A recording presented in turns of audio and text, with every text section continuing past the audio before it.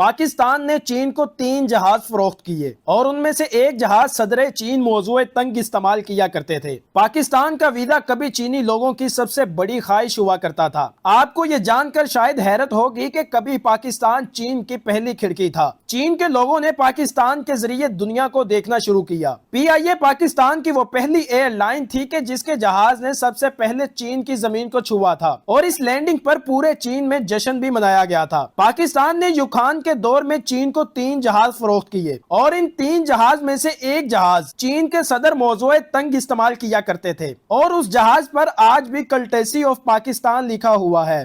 پاکستان وہ پہلا ملک تھا جس نے چینی مصنوعات کی امپورٹ کی اجازت دی۔ ہم لوگ ایک طویل عرصے سے چین کی بنائی ہوئی سوئی اور ریزر استعمال کرتے آ رہے ہیں۔ پاکستان نے چین کے مسلمانوں کو حج اور عمرے کی سہولت بھی فراہم کی۔ چین کے حاجی بسوں کے ذریعے پاکستان آتے تھے اور پاکستان ان کو حجاز مقدس کے لیے پہنچانے کا بندوبست کیا کرتا تھا۔ پاکستان کا ویزا کبھی چین کے لوگوں کے لیے سب سے بڑی خواہش ہوا کرتا تھا، لیکن آج چین دنیا میں ترقی کی بلندیوں کو چھو رہا ہے۔ یہ چین 46 ارب ڈالر کے منصوبے لے کر پاکستان آتا ہے تو ہم اس کو پاکستان کی تاریخ کا اہم دن قرار دیتے ہیں۔ چین ترقی کے راستے پر کہاں سے کہاں پہنچ گیا اور ہم ترقی کے راستے پر گمنامیوں میں کھو گئے۔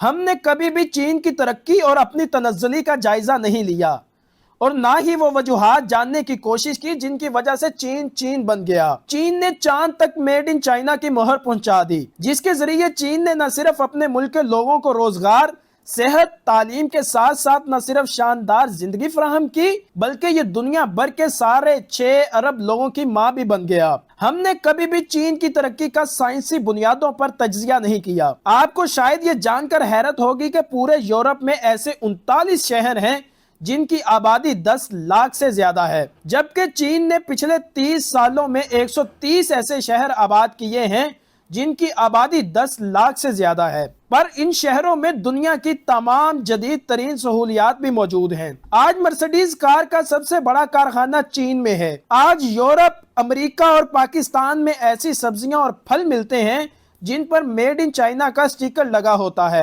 دنیا کی 36,000 ملٹی نیشنل کمپنیاں چین میں فیکٹریاں لگانے پر مجبور ہیں، لیکن ہم نے کبھی بھی چین کی اس طرح ترقی کرنے کی وجوہات تلاش کرنے کی نہ تو کوشش کی اور نہ ہی کبھی اپنے زوال کی جاننے کی کوشش کی۔ ہم نے کبھی بھی ان چیزوں پر توجہ نہیں دی۔ ناظرین، چین کی ترقی کے 4 اصول تھے: مخلص لیڈرشپ، انتھک محنت، اپنی ذات پر انحصار اور خودداری۔ چین نے کبھی بھی دوسری اقوام کے سامنے کشکول نہیں رکھا۔ چین نے ہمیشہ اپنے وسائل پر انحصار کیا۔ یہ لوگ 15 گھنٹے کام کرتے ہیں اور جب کام سے فارغ ہوتے ہیں تو دوسروں کے کام میں ہاتھ بٹاتے ہیں۔ ان کی لیڈرشپ نے اپنا تن من دھن ملک و قوم پر وار دیا۔ ان کے لیڈر کا جنازہ 3 مرلے کے مکان سے نکلا اور اس نے پوری زندگی کبھی کسی دوسرے ملک میں قدم نہیں رکھا۔ چین کی یہی 4 خوبیاں ہماری سب سے بڑی کمزوریاں ہیں۔ ہم نے کشکول کو اپنی معیشت بنا رکھا ہے، در سے مانگتے پھرتے ہیں اور دوسروں کے وسائل پر انحصار کرتے ہیں۔ ہم دنیا میں سب سے زیادہ چھٹیاں کرنے والے لوگ ہیں اور ہمارے ملک کی ساری لیڈرشپ کی جڑیں اپنے ملک کو چھوڑ کر دوسرے ملکوں میں ہیں۔ ہم سانس تک ادار لیتے ہیں۔ غرض یہ کہ ہم اپنی ضرورت کی زیادہ تر اشیاء کے لیے بیرونی دنیا کے محتاج ہیں۔ آج ہمارے نوجوان اپنے ملک کو چھوڑ کر دوسرے ملکوں میں جانے کے لیے تیار ہیں۔ آدھے سے زیادہ نوجوان تو اپنا ملک چھوڑ بھی چکے ہیں۔